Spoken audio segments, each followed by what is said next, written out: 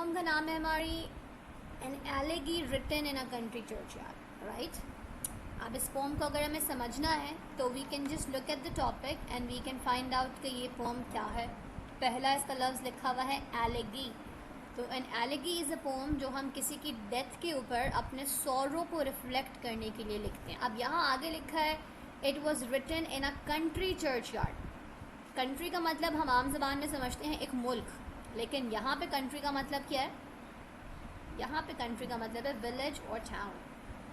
अच्छा भाई, तो दिस इज़ अ विलेज या फिर it's a town, small village exactly. अब चर्च यार्ड एक और एक वर्ड है। ग्रेव यार्ड आप लोगों ने सुना होगा, पिक्चर सबको नज़र आ रही है स्क्रीन के ऊपर। यहाँ भी हमें कुछ कब्रें नज़र आ रही हैं, we can see the tomb stones as well.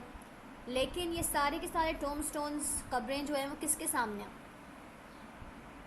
एक चर्च के सामने। ऐसा ही ये टावर जहाँ भी आपको बिल्डिंग में नज़र आ जाए, ये टावर पहचान ही चर्च की होती है। तो चर्च यार्ड का मतलब है ये एलेगी जो कि डेथ के ऊपर लिखी गई है। कहाँ पे लिखी थी पोएट ने? While he was inside a church yard. Poet का हमारे नाम है यहाँ पे थॉमस ग्रे। अब नेक्स्ट हमारे पास क्या है भाई? Now we have the poets. Thomas Gray was an English poet, a professor and also a scholar. सबसे ज़्यादा मशहूर ये किस वजह से हैं? For the very same poem जो कि आज हम पढ़ने वाले हैं। It's his most popular poem he wrote in his life, ठीक है।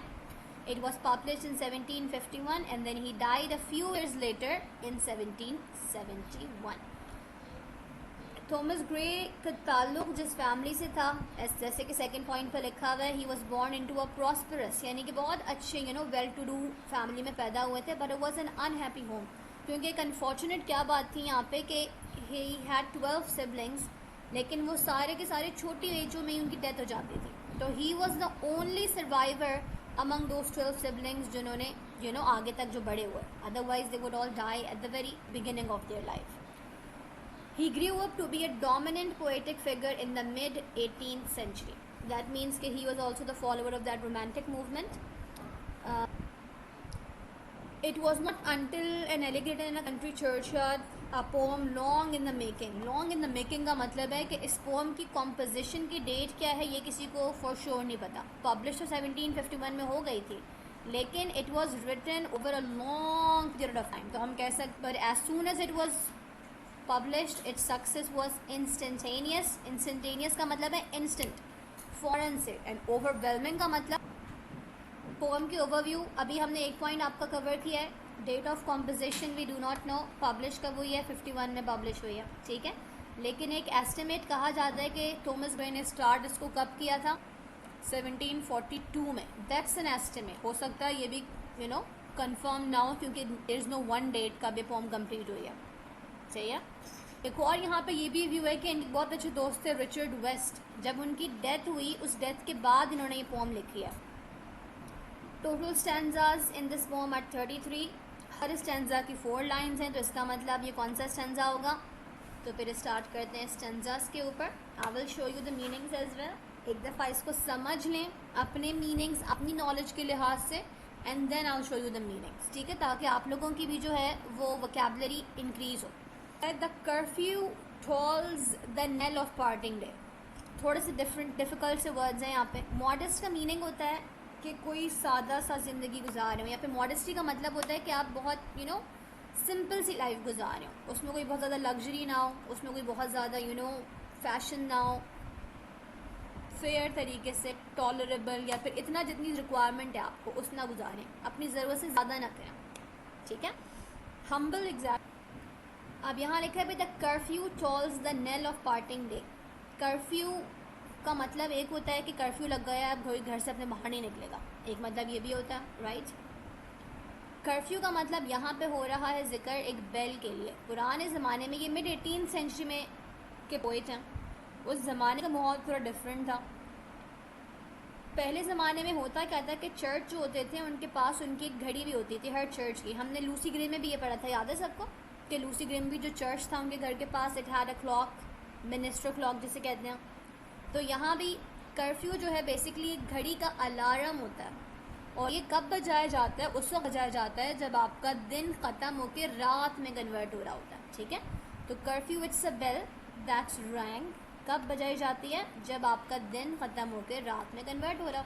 तो it's sort of an alarm या फिर एक नोटिफिकेशन आपके लिए कि अब दिन ख़त्म हो रहा है, अपने काम वाम ख़त्म करके सब अपने घर को चले जाओ। वीकेंड से मगरिब का वक्त हो सकता है या and of the day, exactly बिल्कुल ठीक ज़रा सनसेट के टाइम पर। पार्टिंग डे का मतलब, पार्टिंग का मतलब होता है parting the ways, parting this. तो पार्ट का मतलब होता है दूर चले जाना। अब पार्टिंग डे का मतलब क्या होगा? एक ऐसा दिन जो कि ख़त्म होते जा रहा है, ठीक है। तो जो कर्फ्यू की बेल है वो क्या बता रही है कि the day has now passed and the night is going to come. यहाँ पे एक और भी बेल का नाम है और ये है आपके पास नेल। नज़र आ रहा है सबको? Can somebody tell me what's this about? Funeral, बिल्कुल ठीक मंजिला, फ्यूनरल बेल भी ठीक है। Rung on someone's death. तो अब यहाँ पे वो हमें पहली जो हम आपके पास पोम की लाइन है उसमें आपका पूरा स्टेज सेट हो रहा है कि यहाँ पे वो जिक्र कर रहे हैं चीज़ों के ख़त्म होने का, राइट। द दिन ख़त्म हो रहा है, it's basically reminding him that's how lot of people die as well. जब उनकी डेथ हो जाती है तो उनकी ज़िंदगी का दिन भी वहीं ख़त्म हो जाता है, उनके साथ उनका जो कुछ भी था वहीं रह जाता है, ऐसा ही होता है। So that's exactly what he is saying. अब इन बैलों के बजने के बाद या इन बैलों के बजने के साथ जब दिन ख़त्म होता जा रहा है तो वो अपने आस पास के पूरे लैंडस्केप को अब डिस्क्राइब कर रहे हैं। The lowing herd wind slowly over the lea. अब हर्ड का मतलब आपके पास है कैटल, आपके पास है एनिमल्स। गांव के अंदर आप लोगों ने अक्सर मूवीज़ वगैरह में, टीवी में देखा होगा, लोगों का ज़्यादातर जो बेसिक उनकी इनकम होती है वो कहाँ से आती है? उनके एनिमल्स वगैरह के पास से आती है, या उनके एनिमल्स उनकी हेल्प कर रहे होते हैं, जाहिर सी बात है काम करने में, ऐसा ही होता है। तो अब वो कह रहे हैं कि क्योंकि दिन ख़त्म होकर रात में जा रहा है तो जो एनिमल्स हैं, जो कैटल हैं, जो काउज वगैरह हैं, अब वो भी आहिस्ता आहिस्ता अपने अपने घरों को जाती जा रही हैं। तो ली का मतलब होता है आपके पास एक मेडो, एक बाग, ठीक है। तो कह रहे हैं कि आहिस्ता आहिस्ता इन गायों की आवाज़ भी क्या होती जा रही है? कैटल की आवाज़ दूर जाती जा रही है। ये बात समझ आ रही है सबको? ओवर द ली यानी कि they are going far and far away now from where the poet is standing. और फार अवे का मतलब है अपने अपने पैस्चर्स में जा रही हैं जहाँ पे वो रखा जाता है। Clear everyone?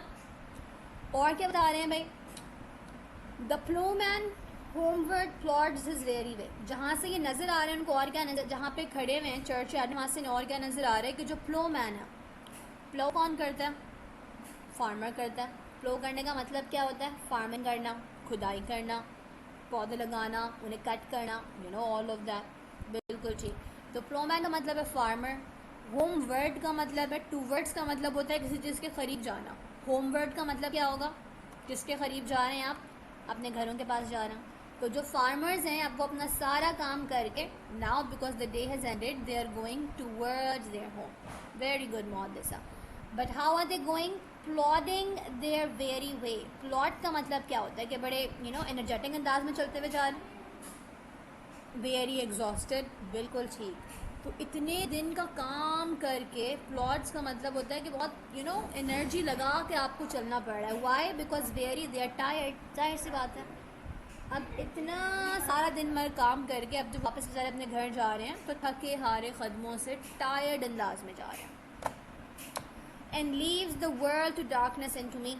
आखिर में कह रहे हैं कि सब लोग छोड़ छोड़ के इनको चले गए। अब चर्च यार्ड में ये अकेले मौजूद हैं और इनके आसपास अंधेरा है और ऑब्वियसली सारे ग्रेव्स मौजूद हैं।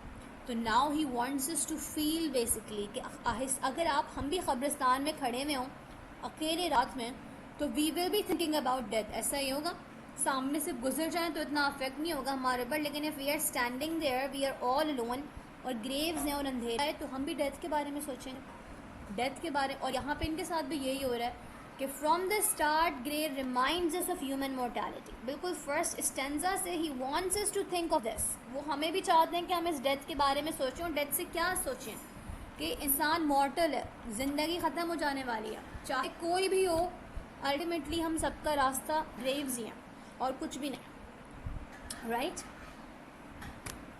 Very good. अब ये आपके पास वर्ड्स मीनिंग है। फहामी पहले आप समझ लिया करें स्टेंजास को। If you will focus only on one point तो फिर समझ नहीं आएगा। पहले कोशिश किया करो कि समझो और मीनिंग्स का खुद तलाश करें। फिर असल में तो आप लैंग्वेज को सीख रहे हो ना बेटा, ठीक है? चलें, कर्फ्यू का मतलब हो गया बेल, जो कि इवनिंग में बजाई जाती है सनसेट के ऊपर। Parting the day, end of the day, knell की बेल फ्यूनरल के ऊपर रिंग की जाती है। लोइंग हर्ट का मतलब कैटल की दूर आती है आवाज़, right. I don't think there is any difficult word here, कोई वर्ड मिस तो नहीं हुआ हमसे। कोशिश किया करें कि स्टेंजा को पढ़ने के बाद you people come up with the meanings on your own, ताकि जब आप अपनी ऐसे राइटिंग करें, आंसर्स लिखें, कुछ भी करें, लैंग्वेज में कन्वर्सेशन करें, तो आपके पास वोकैबुलरी हो यूज़ करने की, right. This is how you practice.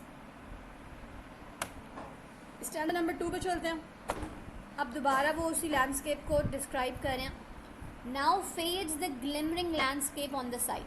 अब इसको समझने के लिए मगरिब का जो टाइम होता है उसको अपने दिमागों में आप लोग लेके आ जाएं कि मगरिब के वक्त जो लैंडस्केप का मतलब क्या होता है, एनी आइडिया? लैंड का मतलब ज़मीन होती है, ऐसा ही है। तो लैंडस्केप का मतलब क्या होगा? सिंपली जो सामने नज़र आ रही हैं, सामने आपकी सीनरी, माउंटेन्स, कुछ भी हो सकता है आपके सामने, एग्जैक्टली। तो कह रहे हैं कि जो लैंडस्केप इनके सामने है उस गांव का, उस विलेज का, इट्स फेडिंग। फेडिंग का मतलब नहीं होता कि फ़ौरन से गायब हो जाए। फेड का मतलब होता है आहिस्ता आहिस्ता कोई चीज़ डिसअपेयर हो जाए। फेडेड कलर का मतलब क्या होता है? उड़ा हुआ रंग। ये नहीं कि रंग है ही नहीं, बल्कि बहुत ही उड़ा हुआ होता है, धुंधला, बिल्कुल ठीक। तो जब ये टाइम सनसेट का टाइम होता है तो रोशनी फ़ौरन से गायब नहीं होती है, बल्कि very slowly and gradually it converts into darkness. तो वो यही बात बता रहे हैं कि आहिस्ता आहिस्ता जो पूरा लैंडस्केप इनको नज़र आ रहा है, साइट यानी कि what ever landscape he can see, it's glimmering away in the darkness. वो आहिस्ता आहिस्ता आहिस्ता आहिस्ता अब अंधेरे में जा रहा है। ग्लिमरिंग का मतलब होता है बहुत आहिस्ता आहिस्ता से चमकना, राइट। अब हो क्या रहा है? And all the air a solemn stillness holds. और कह रहे हैं अजीब सी बात ये है कि जो पूरा का पूरा ग्रेवयार्ड है उसके अराउंड जो एयर है, इवन लग रहा है कि वो भी स्टिल हो गई है, क्योंकि सब लोग अपने घर को चले गए हैं। Farmers are at their home, the cattles have gone back to their pastures. अकेले ये चर्च यार्ड में खड़े हुए हैं। अब खबरों में से तो आवाज़ें ही आएंगी। तो कह रहे हैं कि सिर्फ आवाज़ें एनिमल्स और इंसानों की नहीं, बल्कि लग रहा है कि even the wind isn't creating any sound. Respect में वो विंड भी एक जगह खड़ी हो गई है, कोई खामोशी, कोई आवाज़ नहीं आ रही है, ठीक है। स्टिलनेस का मतलब है विंड इज स्टॉप्ड, कोई डिस्टर्बेंस नहीं हो रही हवा से भी। Save where the beetle wheels his droning flight. Save where का मतलब है सिवाय इसके, किस चीज़ के? Beetle wheels. बीटल का मतलब किसी को पता है क्या होता है? बीटल क्या मतलब होगा बीटल का? जो ग्नू इंसेक्ट्स, बीटल का मतलब होता है कीड़े मकोड़े, राइट, एग्जैक्टली। तो यहाँ पे वो क्या बोल रहे हैं कि आवाज़ें इंसानों की भी नहीं है, एयर भी स्टक हो गई है एक मोमेंट पे, लेकिन यहाँ पे आवाज़ किसकी आ रही है? इंसेक्ट्स की। और बिल्कुल उनसे ने ठीक कहा, विंग्ड इंसेक्ट्स का मतलब है उड़ने वाले। फ्लाइट का मतलब ही क्या होता है? एयरप्लेन की फ़्लाइट होती है, राइट, उड़ना। ड्रोन देखे होंगे आप लोगों ने, हवा में उड़ते हैं छोटे छोटे जहाज़। तो ड्रोनिंग फ्लाइट का मतलब है सिर्फ आवाज़ किसकी आ रही है? इंसेक्ट्स की आवाज़ आ रही है जो यहाँ से उड़ के वहाँ जा रहे हैं, या फिर कोई आवाज़ें निकाल रहे हैं, या फिर ऐसा कुछ भी, ठीक है। Only this is the sound coming, और कोई आवाज़ नहीं है। And drowsy tinklings lull the distant folds. अब फिर ड्राउजी का मतलब, can anyone tell me? Drowsed in the sleep, he is drowsy, क्या मतलब होता है इसका? जब आप बिल्कुल नींद में हो, मदहोश, सो नहीं रहे हो, लेकिन you are just about to go into slumber, ठीक है। तो ड्राउजी का मतलब होता है बिल्कुल थके हारे, नींद में डूबे हुए, स्लीपी, एग्जैक्टली। तो ड्राउजी टिंकलिंग्स, अगेन ये उन्हीं कैटल का जिक्र हो रहा है कि जो कैटल की आवाज़ है अब वो इतनी हल्की हल्की आ रही है कि लग रहा है कि now they are just about to sleep. बिल्कुल हर आवाज़ सेकंड स्टेंजा में आके बोल रहे हैं कि नींद की हालत में, एग्जैक्टली, कि वो एनिमल्स भी अब बिल्कुल नींद में जा चुके हैं। कभी कभी बकरीद के टाइम पे ऐसा होता है ना कि आपको आहिस्ता आहिस्ता आवाज़ें आ रही होती हैं गायें बकरियों की, लेकिन वी नो कि दे आर स्लीपिंग। कभी हिलने जुलने की आवाज़ आ गई है, कभी ऐसी, लेकिन ऐसा नहीं होता कि जहाँ भाग रही है यहाँ से वहाँ, ऐसी आवाज़ें तो नहीं आ रही होती ना। तो यहाँ पे वो यही बात बोल रहे हैं कि जो एनिमल्स हैं, जो गाय वगैरह हैं, किसी के यहाँ रिंग डली हुई होती है गले में, किसी के पाँव में कुछ होता है, तो वो आवाज़ें जो हैं वो आहिस्ता आहिस्ता बिल्कुल स्लीपी साउंड्स में कन्वर्ट हो गई हैं। Clear everyone? It's second stanza as well. Let's take a look at the meanings, ताकि चीज़ें समझ आ जाएं हमें और अच्छे से।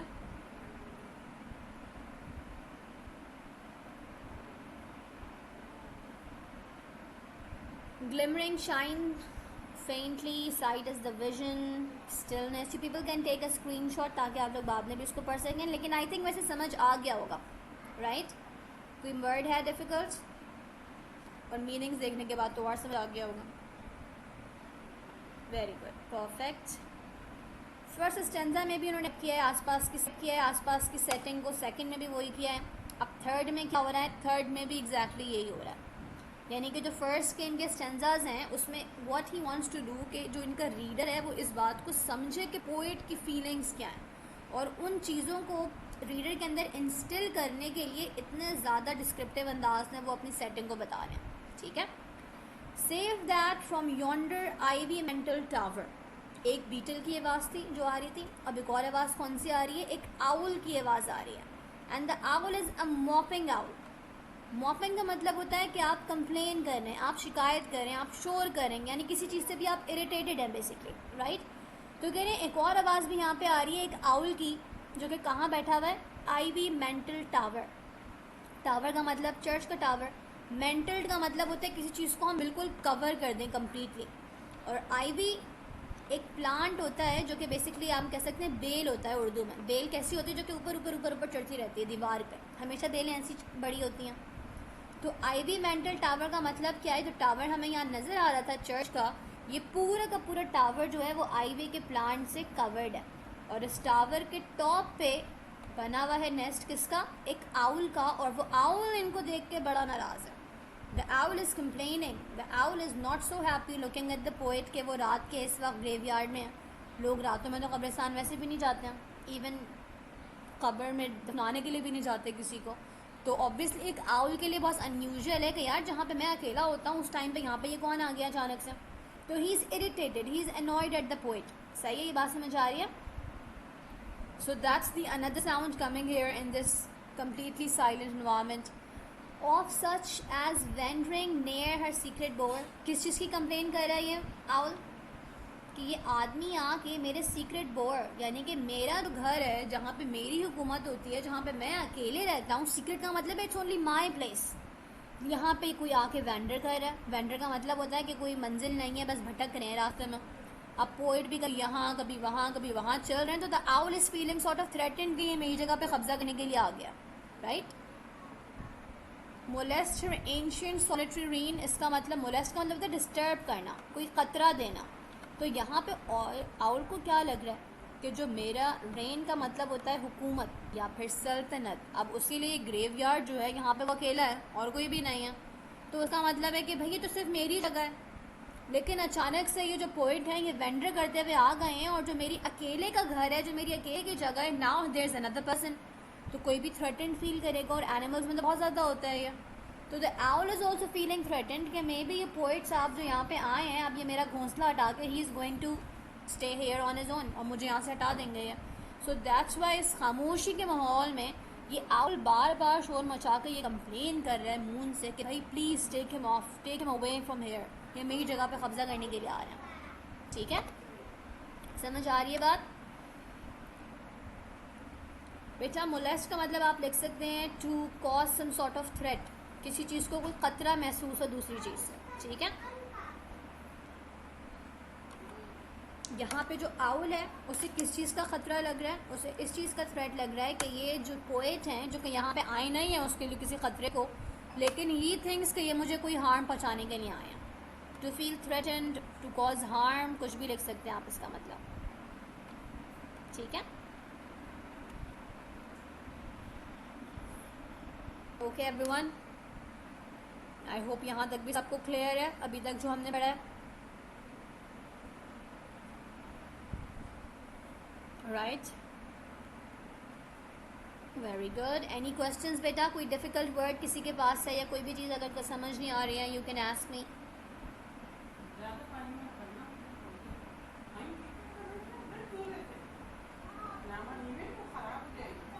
ज़बरदस्त, वेरी गुड।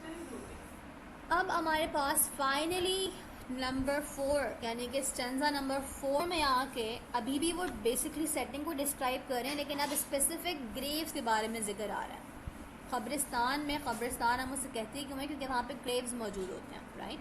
तो स्टेंजा नंबर 4 में भी वो अब हमें उन ग्रेव्स की सिचुएशन बता रहे हैं, वो कब्रें जो हैं वो हैं कैसी basically. Beneath those rugged elms that yew trees shade, rugged elms, आपके पास यहाँ पे दो दरख्तों या पौधों का नाम आ रहा है, एल्म और यू के ट्री, और ये अक्सर वो पौधे हैं जो कि चर्च यार्ड्स ही में लगाए जाते हैं। जैसे अगर हम किसी गार्डन का जिक्र करें, गार्डन में कौन से पौधे होते हैं जिनमें फ्लावर्स निकलते हैं? रोज़ हो सकता है, जैस्मिन हो सकता है, इस तरह के पौधे लगाते हैं, राइट। तो जो चर्च यार्ड्स होते थे, स्पेशली 18th सेंचुरी के चर्च यार्ड्स, वहाँ पे कौन से पौधे लगाए जाते थे? स्पेसिफिकली एल्म के और यू ट्रीज के, ठीक है एवरीवन। तो ये दो स्पेसिफिक पौधे थे जो कि चर्च यार्ड्स में तो आपको हर सूरत में नजर आते थे। तो वो उन्हीं को रेफरेंस करें कि इन पौधों और दरख्तों के नीचे कौन heaves the turf in many a mouldering heap. Heaves का मतलब होता है इंसानों ने टर्फ को, ज़मीन को हीव करके खोद खाद के उसमें क्या बनाई हैं? उसमें खबरें बनाई हैं। अब अगर आप लोगों ने कभी ग्रेव्स को नोटिस किया हो तो उनकी ज़मीन स्मूथ नहीं होती है, बल्कि थोड़ा सा उन्हें ऊंचा करके बनाया जाता है, एक हीप बनाया जाता है, थोड़ा सा माउंड होता है मिट्टी का, राइट, जिससे पता चलता है कि ये खबर है, वरना तो ज़मीन पर चलते चलते चले जाए आप, ऐसे ही होता है। तो हीव्स द टर्फ, टर्फ का मतलब है ज़मीन या मट्टी। तो करेंगे इन दरख्तों की छाँव के नीचे मट्टी को खोद के हीव करके उसके हीप बनाए गए हैं, उससे कब्रें बनाई गई हैं। कब्रों को बेसिकली वो क्या बोल रहे हैं? मोल्डरिंग हीप, यानी कि अब वो कब्रें जो हैं वो कैसी हो गई हैं? कंडीशन उनकी बहुत अच्छी नहीं है, बिकॉज़ ये है भी एक छोटे से विलेज का कब्रिस्तान। तो अगर बहुत पैसे हों किसी के पास तो बार बार जाके वो अपने लव्ड वंस की ग्रेव्स को ठीक भी करवा सकता है, जाहिर सी बात है। लेकिन अगर हम एक यूजुअल खबरों की दिमाग में पिक्चर लाएं तो कैसी कंडीशन होती है उनकी? They are not in a very good condition. Rugged का मतलब भी क्या था? बहुत ही एक खुरदरा सा सरफेस। और मोल्डरिंग का मतलब क्या है कि ये कब्रें जो हैं दे आर शोइंग कि इनकी केटर करने वाला अब कोई मौजूद नहीं है जो बार बार आके इनको प्रॉपर तरीके से केटर करे, इनकी सफाई करे या इनके ऊपर पौधे सही से लगाए। मोल्डरिंग का मतलब exactly they are now spoiling away या फिर रॉटिंग अवे हम कह सकते हैं। वक्त के साथ साथ वो कब्रें ख़राब होती जा रही हैं। Each in his narrow cell forever laid. Each का मतलब है हर शख्स। हर शख्स क्या कर रहा है इस कब्रिस्तान के अंदर, इस चर्च यार्ड के अंदर? In his narrow cell, they are in their narrow cell. अभी अभी ग्रेव्स को ग्रेव नहीं बोल रहे, ऊपर बोला था मोल्डरिंग हीप, नीचे क्या बोला है? Narrow cell. नैरो का मतलब होता है बहुत ही पतला सा जगह, बहुत ही छोटा सा स्पेस, और सेल का मतलब होता है प्रिजन, जेल, कैद खाना, राइट। तो कह रहे हैं कि ये कब्रें नहीं है, वो कह रहे हैं कि every person at this church yard अपने इस छोटे से पतले से स्पेस के प्रिजन में कैद है हमेशा के लिए। फॉर एवर लेट का मतलब है they are going to stay in the cells forever. अब यहाँ से कभी बाहर नहीं आ सकता अगर कोई एक दफ़ा चला जाए तो। The rude forefathers of the hamlet sleep. अब हमें गांव का नाम भी सामने नज़र आ रहा है कि इन खबरों में, इन सेल्स के अंदर कौन फॉर एवर लेट हुआ है? The rude forefathers. Forefathers का मतलब होता है आबा व अजदाद, राइट, जनरेशन्स टू जनरेशन्स। यहाँ पे भी कह रहे हैं इस गांव जिसका नाम क्या है? हैमलेट, उसके रूट फोर फादर्स। रूट का मतलब आई थिंक हमने पहले भी डिस्कस किया। Can somebody tell me rude का मतलब यहाँ पे क्या है? इसका मतलब है बहुत बदतमीज़ लोग। रूट का मतलब है यहाँ पे स्ट्रॉन्ग या फिर सिंपल, या फिर उस गांव के जो लोग थे they are now sleeping in their graves forever. और यहाँ पे स्लीपिंग से ज़्यादा उन्होंने लफ्ज़ क्या यूज़ किया? In their cell. अपने सेल के अंदर, अपने कैद खाने के अंदर कोई खुशी नहीं होता। अपने कैद खाने के अंदर कोई कैसे होता? They want to get away, मगर आप बाहर नहीं निकल सकते वहाँ से, राइट। ठीक है everyone, are we clear with this stanza as well?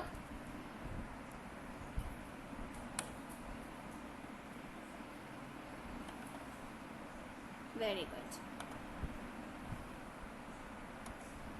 इसके मीनिंग्स देख लेते हैं।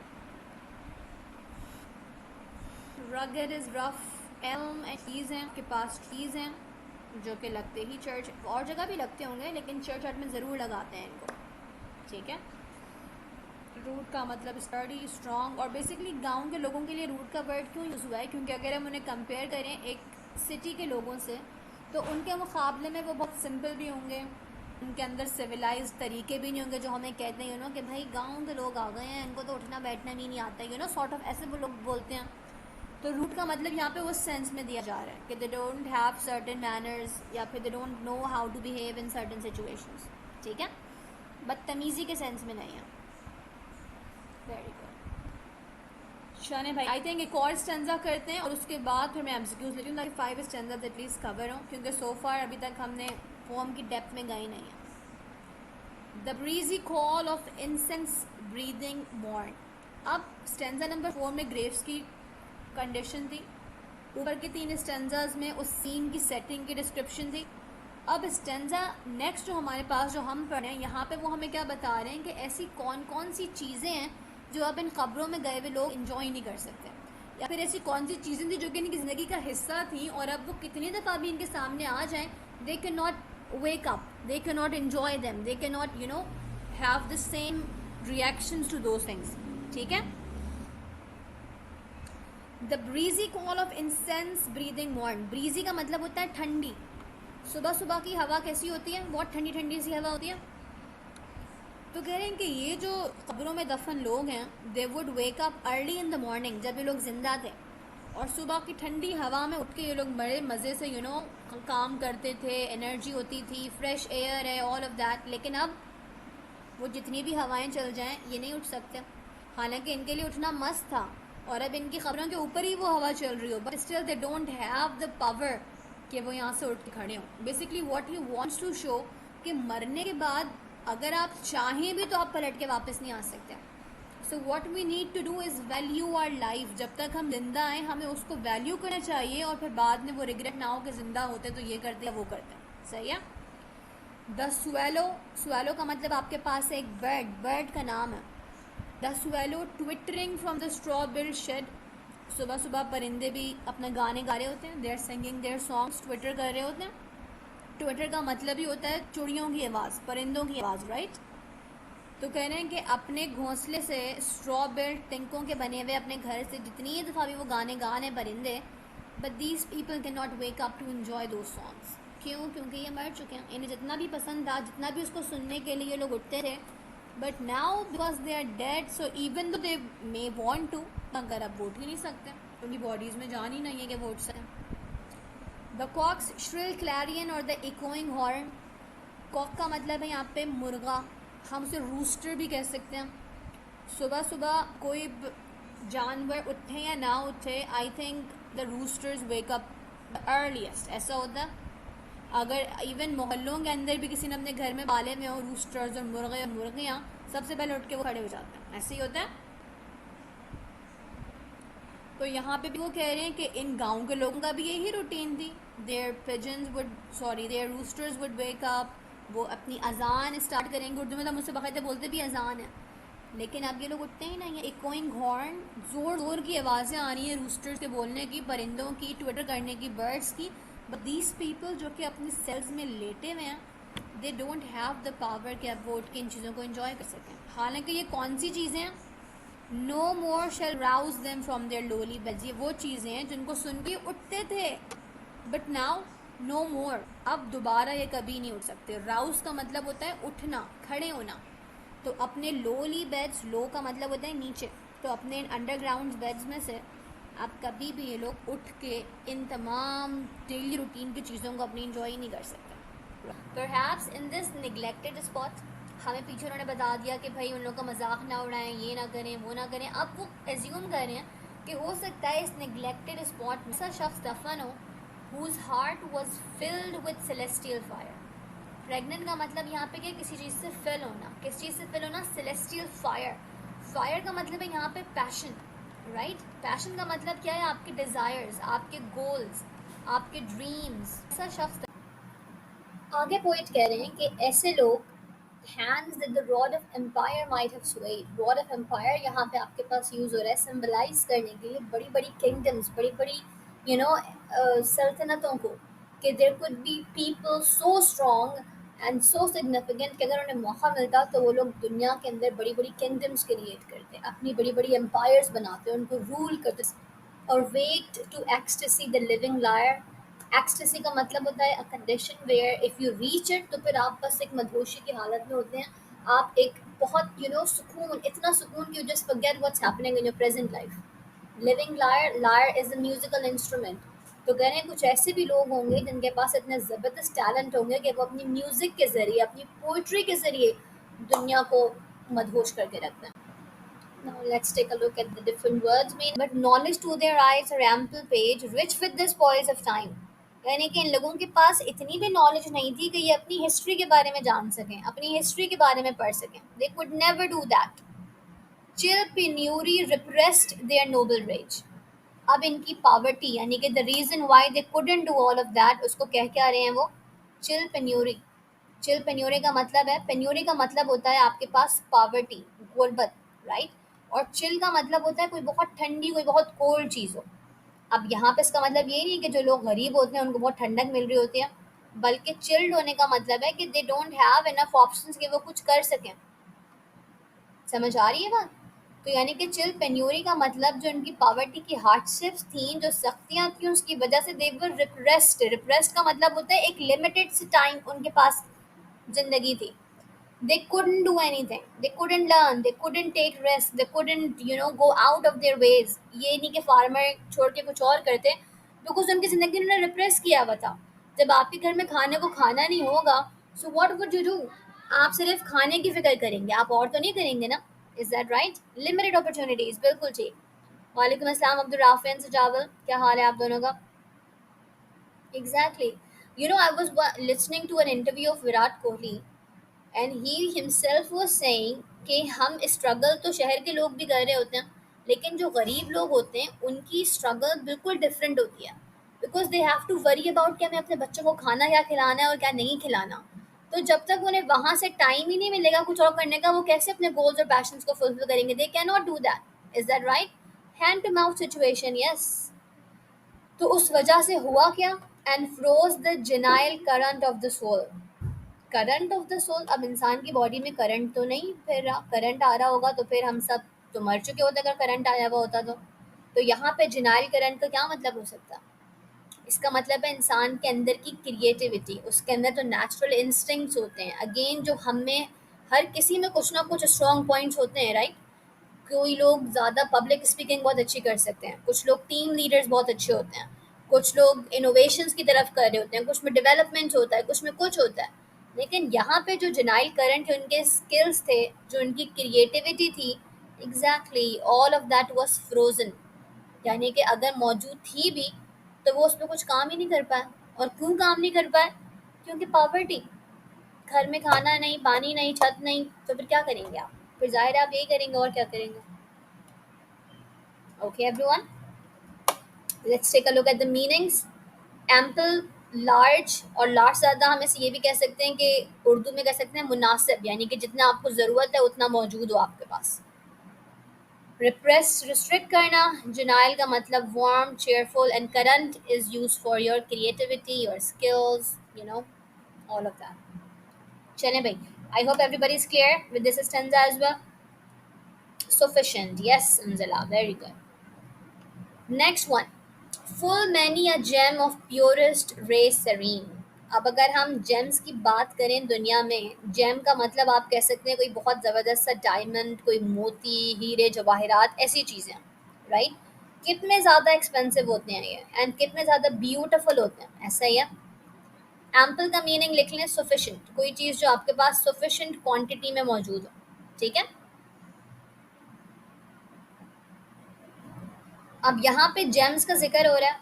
जेम मैंने आपको क्या बोला? हीरे, जवाहरात, मोती, कुछ भी कह सकते हैं. They are so beautiful, aren't they? इनको हासिल करने के लिए दुनिया में सब लोग यहाँ से वहाँ कुछ ना कुछ कर ही रहे होते हैं. क्यों? Because they are so expensive, they are so beautiful, ऐसा ही है. लेकिन जब तक वो अपने असल घर से निकल के बाहर नहीं आते, नोबडी कैन सी कि वो कितने खूबसूरत हैं.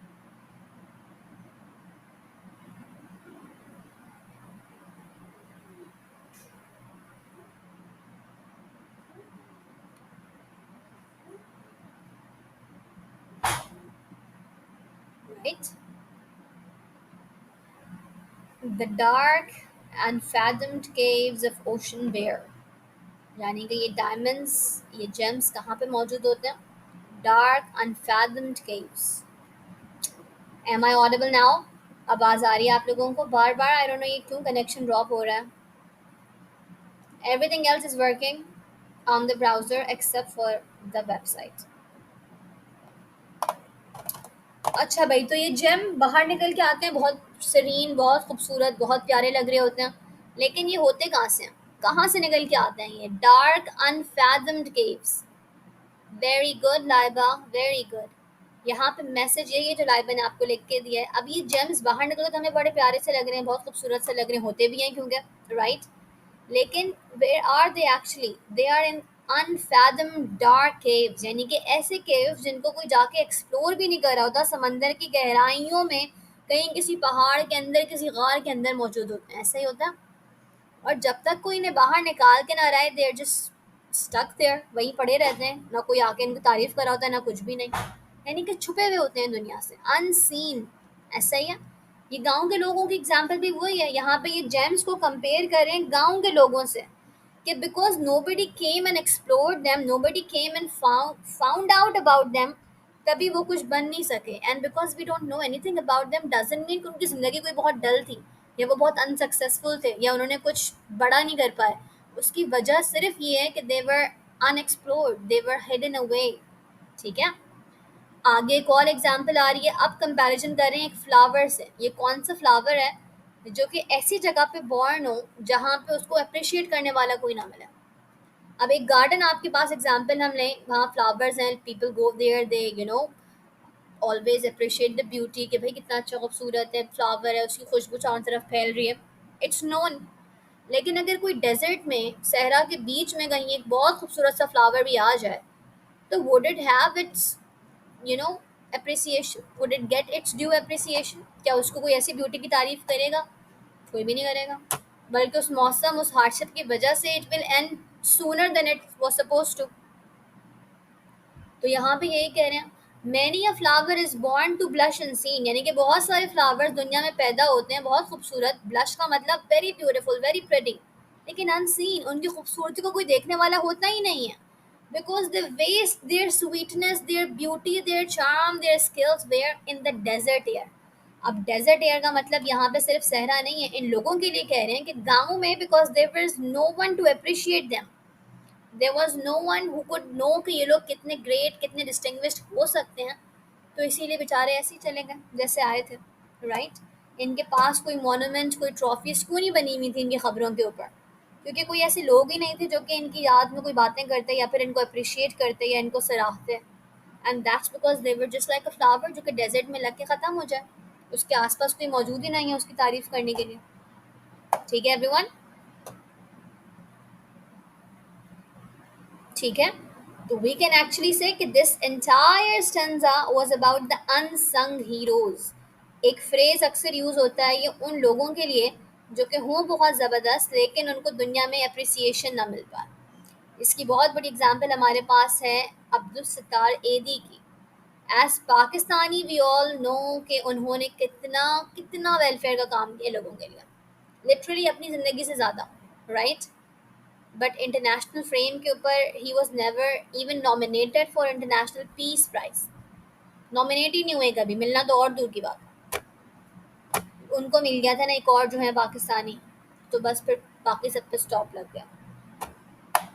अब्दुल सत्तार एदी बेटा, तो अनसंग हीरोज का मतलब है वो लोग जो बेचारे बहुत ज़बरदस्त थे, बहुत स्किल था, बहुत सब कुछ था, लेकिन अपने सिचुएशन की वजह से, अपने हालात की वजह से they could never get there due fame और पॉपुलैरिटी। ठीक है, चलें भाई, यहाँ तक हमने कवर कर लिया है। मूविंग अहेड, नेक्स्ट स्टैंजा में चलते हैं।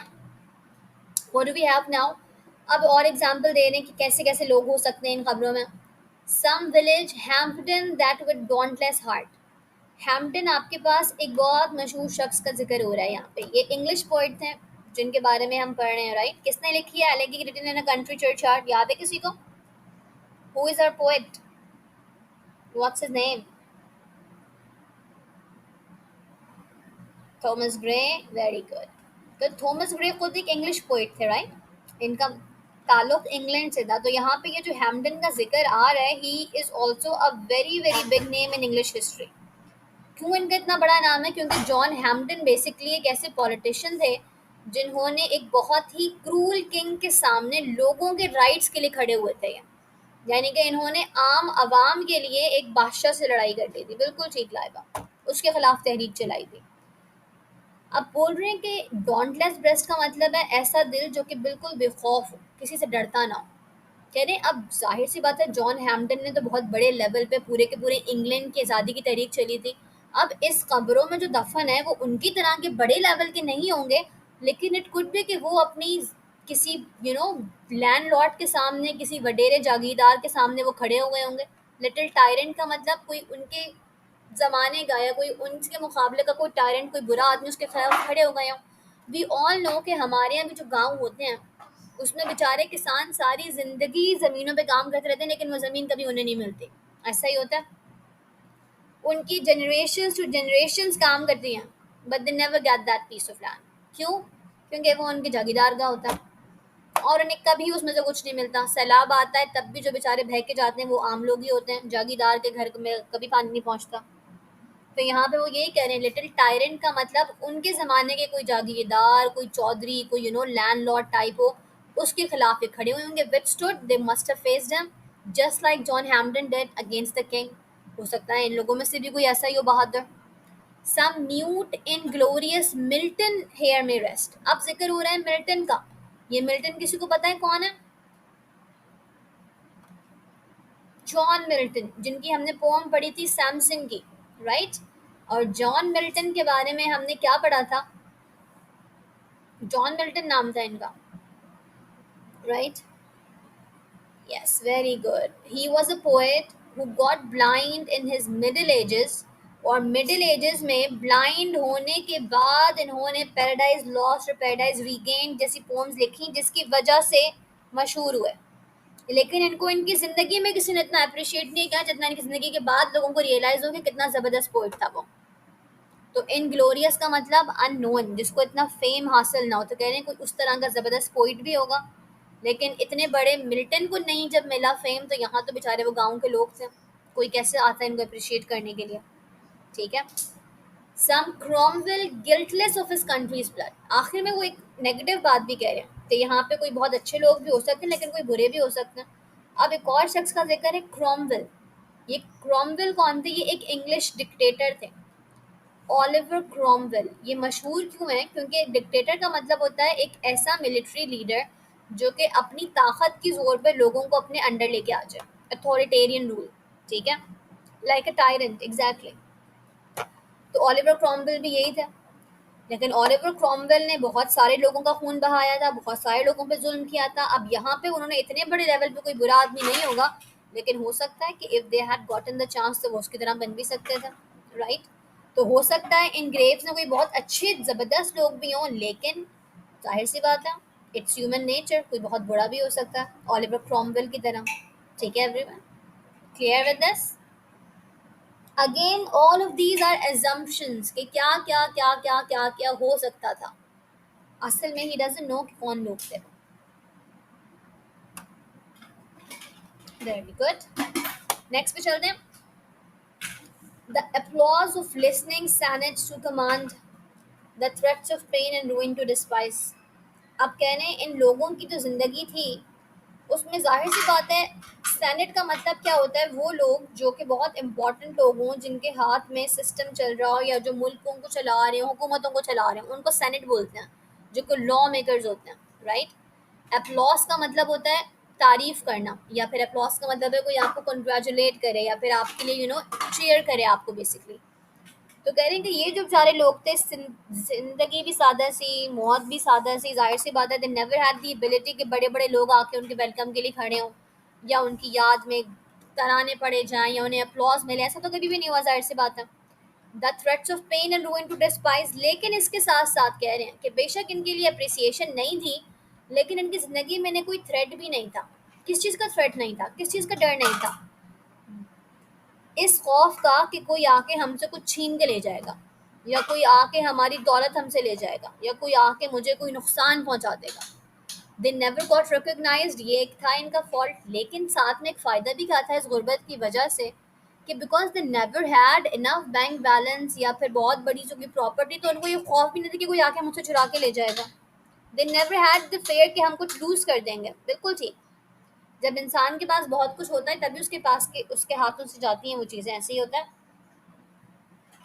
लेकिन जब आपके पास कुछ है ही नहीं तो फिर आपको किस चीज़ का डर खौफ होगा? आपको डर खौफ ही नहीं होगा। That's what they had, right? To scatter plenty over a smiling land, जाहिर सी बात है कि they did not have the chance कि वो अपनी वेल्थ को स्प्रेड कर सकते, वो दो लोगों में बांट सकते एंड दिस एंड दैट, लेकिन उन्हें ये खौफ भी नहीं था कि उनके हाथ से दौलत उनकी कोई छीन के ले जाएगा। और उसकी वजह क्या है? उनके पास इतना था ही नहीं। ठीक है। And read their history in the nation's eyes. Nation's eyes का मतलब है जो लोग हैं, जो कि पॉपुलैरिटी है इंसान की। अब हमें पता है कि पाकिस्तान का क्या हर शख्स के बारे में हम जानते हैं? No, only a few famous people, right? तो हर इंसान के पास एबिलिटी नहीं होती कि उसका नाम हिस्ट्री में शामिल हो जाए या हिस्ट्री में उसके नाम को पढ़ा जाए।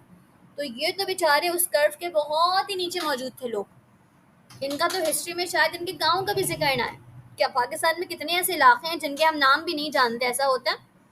इसी तरह में दुनिया में ऐसे कितने इंटरनेशनल कंट्रीज होंगे जो कि पाकिस्तान का नाम नहीं जानते होंगे। तो for them who are we, बिल्कुल एक अननोन अनडिस्टिंग्विश्ड, किसी कोई वैल्यू ना हो जिस चीज़ की। तो ये लोग भी बेचारे ऐसे ही थे हमारे कंपैरिजन में, राइट? ठीक है भाई, तो समझ आया। यानी कि वो इन्फ्लुएंशियल नहीं बन सके कभी, वो अपलॉड कभी हासिल ना कर सके दूसरे लोगों की, लेकिन साथ में ये डर और खौफ भी नहीं था कि कोई नुकसान पहुंचाएगा, हमारी चीज़ें चली जाएंगी, हमारी प्रॉपर्टी खत्म हो जाएगी, बिकॉज इन्हें उसको बनाने का मौका ही नहीं मिला। फिर निकल जाने का खौफ कैसे होगा? ठीक है। Clear everyone? कोई क्वेश्चन यहाँ पे बेटा?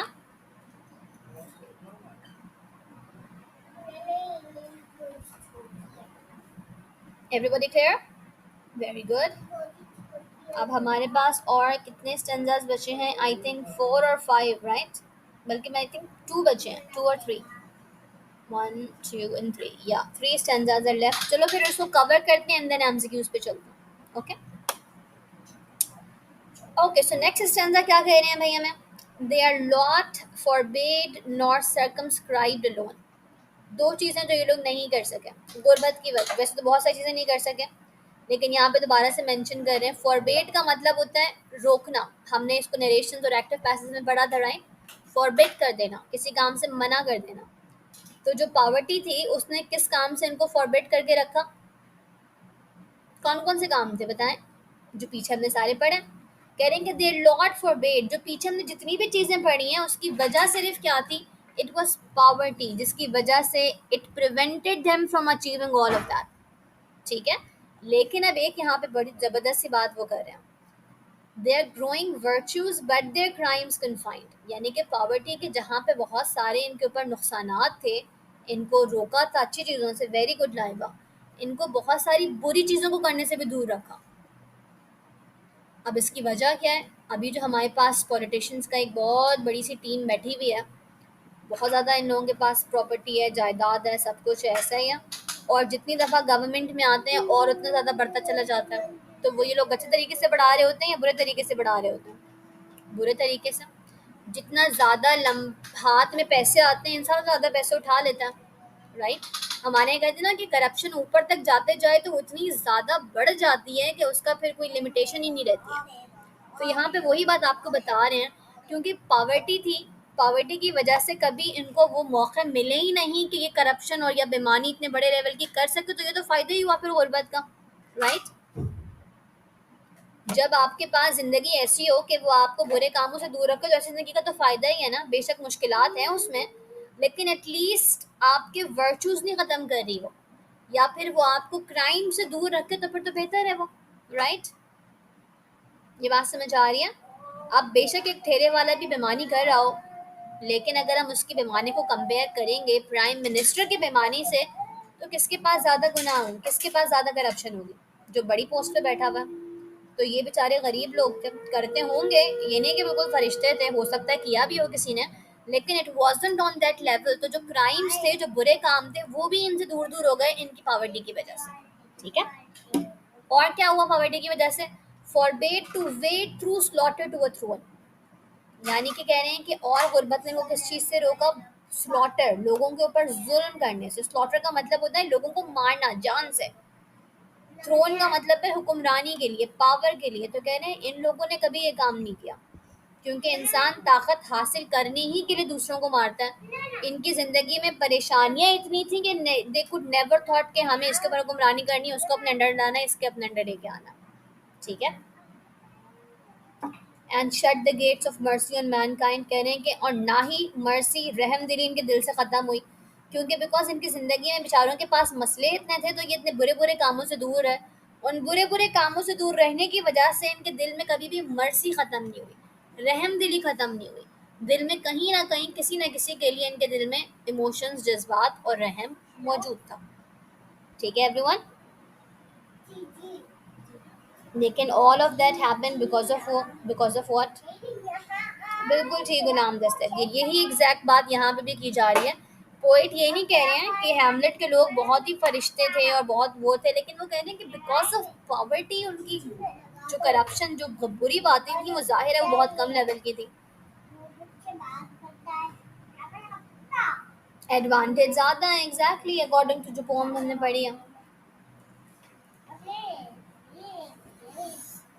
चले भाई नेक्स्ट पे चलते हैं। The struggling pangs of conscious truth to hide, अब और जिक्र हो रहा है पॉवर्टी की वजह से और क्या नहीं हुआ। द स्ट्रगलिंग पैंग्स, कभी कभी होता है ना कि हम कहते हैं कि इंसान बुरे से बुरा भी काम कर ले, उसके अंदर उसके कॉन्शियस, उसके ज़मीर की आवाज़ मौजूद होती है, राइट। हम भी अगर कोई ऐसा काम करें जो हमें पता हो गलत है, कभी ना दिल में ख्याल एक दफ़ा ज़रूर आता है कि ये काम हमें नहीं करना चाहिए। सबके साथ होता है, रिग्रेट होता है आपको कहीं ना कहीं मौजूद। लेकिन इन लोगों की ज़िंदगी में वो रिग्रेट्स नहीं है। क्यों नहीं है? क्योंकि इनकी ज़िंदगी में कोई ऐसा गिल्ट, ऐसा कोई झूठ, ऐसा कोई सच है जिसे इन्हें छुपाना पड़े। कॉन्शियस ट्रुथ टू हाइड, यानी कि कभी इन्हें रियलिटी को छुपाने की ज़रूरत पेश ही नहीं आई, तो they have no regrets, they haven't done such a thing कि उसको छुपाने के लिए रिग्रेट और कॉन्शियस और ज़मीर की आवाज़ में मलामत हो रही हो। ऐसा कभी होता ही नहीं है इनके साथ, because they never do that such things. क्यों नहीं कर पाते? गुर्बत की वजह से, मौका ही नहीं मिला कुछ करने का ऐसा। To quench the blushes of ingenuous shame, ingenuous shame का मतलब क्या है? ऐसे काम जो कि आपको शर्मिंदा करने पे मजबूर कर दें आपके अपने काम। But they never did such a thing, तो उन्हें कभी शर्मिंदा होने की ज़रूरत ही पेश नहीं आई, कभी एम्बेरसमेंट ही नहीं हुई कि मैं किसी से अपनी उस बात को छुपाऊँ या इस बात को छुपाऊँ या इस गुनाह को छुपाऊँ या वहाँ से कुछ कर लूँ। कभी ना करना पड़ा है।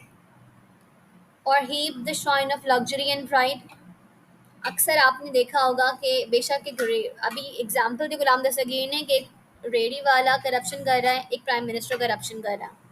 अपने आप को बचाने के लिए अगर ये लोग रिश्वत देना शुरू करेंगे तो कौन सा शख्स ज़्यादा देगा? जिसने ज़्यादा करप्शन की होगी, ऐसा ही होगा।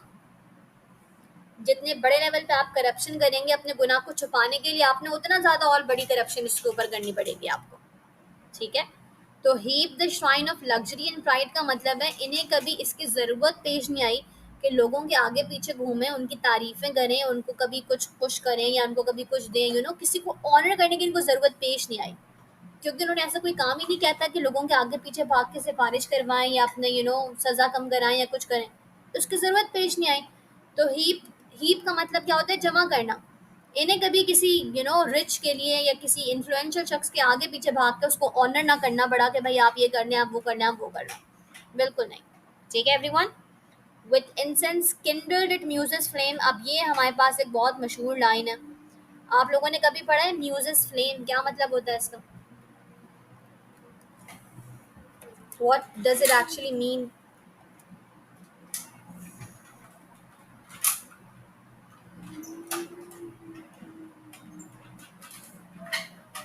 म्यूजिस फ्लेम बेसिकली रोमन आपके पास एक मिथोलॉजी है, यानी कि हमने पढ़ा था ना, आपके पास यूलिसिस की फॉर्म थी रोमन मिथोलॉजी की, ग्रीक मिथोलॉजी की थी वो थी आई थिंक, राइट।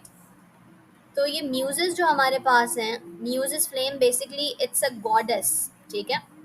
फ्लेम का मतलब उनका ताकत वगैरह है। तो रोमन मिथोलॉजी में कहा जाता है कि ये ऐसी गॉडेस थी जो कि आप कह सकते हैं जो बहुत स्किल्ड लोग होते हैं, राइटर्स, म्यूजिशियंस या फिर डांसर्स, एस्ट्रोनॉमर्स, कोई जो बहुत ज़बरदस्त हो अपने काम में, उसको इंस्पिरेशन कहाँ से मिलती थी? म्यूजिस फ्लेम से हासिल होती थी। ये बात थोड़ी सी समझ आ रही है? तो कह रहे हैं कि यहाँ पे इन गरीब लोगों को, because they never had to आगे पीछे भागना नहीं पड़ा था किसी के कि भाई आप हमारा ये काम करें, आप हमारा वो काम करें। म्यूजिस फ्लेम का मतलब भी क्या है? म्यूजिस फ्लेम का मतलब है कि कभी इन्हें इंस्पिरेशन के लिए या अपने फायदे के लिए किसी के आगे पीछे भाग के उसे भीख न मांगनी पड़ी। समझ आ रही है थोड़ी सी ये बात? जब आपकी ज़िंदगी में आपकी ख्वाहिशात ही कम होंगी, जब आप एंडेमियन भी मुहद्दिसा रोमन ग्रीक मिथोलॉजी की है, म्यूजिस फ्लेम भी वहीं से निकल के आया। समझ आई बात? तो यानी कि उन्हें just like the example of the goddess कभी किसी को अपना खुदा नहीं ना बनाना पड़ा, कभी किसी के आगे पीछे हाथ नहीं फैलाने पड़े कि आप ये काम कर दें, वो काम करा दें, ये करा दें, वो करा दें। ठीक है, ये बात समझ आ रही है? लोग ओके, म्यूजिस फ्लेम लिखने का यहाँ मकसद क्या है? ये दिखाने के लिए कि जैसे ग्रीक मिथोलॉजी में लोग उन उस गॉडेस को खुश करने के लिए पोइट्रीज वगैरह लिखते थे, इन लोगों को वो करने की ज़रूरत पेश नहीं आई, उन लोगों को किसी ऐसे गॉडेस के आगे पीछे भागने की ज़रूरत पेश नहीं आई। वाई? बिकॉज ऐसा कुछ कहने से छुपाना पड़ा। ठीक है एवरीवन, आई थिंक अभी लाइन क्लियर हो गई होगी सबको।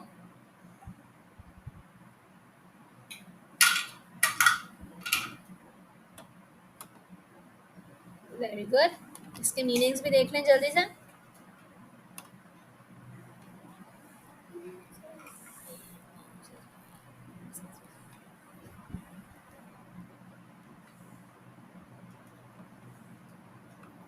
चलें भाई, ज़बरदस्त, आगे चलते हैं। अब हमारे पास क्या है? Last stanza. From the madding crowd's ignoble strife, their sober wishes never learn to stray. Wishes का मतलब होता है इंसान की ख्वाहिशात, राइट? आपके हर इंसान के ड्रीम्स होते हैं, हर इंसान के गोल भी होते हैं, ऐसा ही होता है। लेकिन जब आपके पास ऑप्शन ही लिमिटेड हों तो आपके ख्वाहिशात भी और ड्रीम्स भी उसे के अकॉर्डिंग हो जाता है, ऐसा होता है। अब एक बेचारे जो गरीब लोग होते हैं, उनके बच्चे उनसे ऐसी ख्वाहिश करते भी नहीं है कि आप मुझे एक बड़ी सी गाड़ी मेरे मैट्रिक के रिजल्ट पे तोहफे में दीजिएगा, ऐसा तो नहीं होता ना। हर इंसान को पता होता है कि उसकी लिमिटेशंस क्या हैं, तो बोल रहे हैं कि इनकी भी जो सोबर जो सिंपल विशेस थी, they never learn to stray. Stray का मतलब होता है अपने रास्ते से भटक जाना। कभी भी वो ये नहीं भूले कि हम गरीब हैं, अपनी ख्वाहिशात, अपने डिज़ायर्स, अपने गोल्स को हमेशा वैसे ही सीधा रखते थे, सिंपल रखते थे। और ये सब क्या था? फार फ्रॉम मैडिंग क्राउड्स, यानी कि बाकी सारी दुनिया चाहे कुछ भी कर रही हो, इमोरल क्रेजी एक्टिविटीज़, कभी ये ख्वाहिश, कभी वो इवेंट, कभी ये कभी वो, लेकिन ये लोग उस तमाम इग्नोएबल, उन तमाम बुरी चीज़ों से दूर थे। वाई? क्योंकि गरीब थे तो ये ख्वाहिशात लेके ही नहीं आ सकते थे। इट प्रिवेंटेड देम फ्रॉम इमोरैलिटी, बिल्कुल ठीक। Along the cool, sequestered way of life, they kept the noiseless tenor their way. यानी कि आप क्या बोल रहे हैं? वेल ऑफ लाइफ, जो इनकी ज़िंदगी की वैली या जो इनकी ज़िंदगी गुजरी है, वो कैसी गुजरी है? सिंपल, सादा, मॉडेस्ट। और एक और यहाँ पे चीज़ है, आइसोलेटेड। यहाँ पे हमने पूरे के पूरी फॉर्म में यही पढ़ा कि इन लोगों को कभी फेम नहीं मिला, इन लोगों को कभी कोई जानता नहीं था, कभी कोई डिस्टिंग्विश नहीं बने ये लोग। तो उनकी ज़िंदगी कैसे गुजरी है? कूल, स्क्वेस्टेड वेल ऑफ लाइफ, यानी कि एक आइसोलेटेड, ढकी छुपी ज़िंदगी जो कि सबसे हिडन अवे थी। लेकिन ज़िंदगी कैसे गुजारी इन लोगों ने? नॉइजलेस टेन्योर, यानी कि हमेशा ऐसे काम किए कि ना दूसरों के लिए नुकसान हो, ना अपने लिए नुकसान हो, अपनी ज़िंदगी अपने तरीक़ों से गुजारी, सिंपल सादा तरीक़ों से। ये नहीं कि किसी ख्वाहिश में आके कहीं कुछ और कर गया, आगे कुछ और कर गया, ऐसा बिल्कुल भी नहीं था। तो वी कैन सिंपली से कि जैसे ये लोग दुनिया से आए थे बिल्कुल वैसे ही चले गए। जाना तो सब ने वैसे ही है, जाना सब ने वैसे ही है, लेकिन यहाँ पे ये मेंशन क्यों करें स्पेसिफिकली? क्योंकि उन्होंने अपनी ज़िंदगी जो गुजारी है वो भी बिल्कुल ऐसी गुजारी है, modest, simple, without any materials. ठीक है,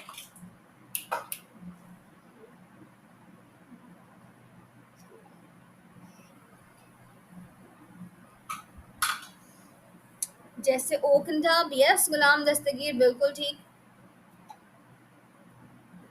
एग्जैक्ट मुहद्दिस साहब, बिल्कुल ठीक बात कह रही हैं यहाँ पे।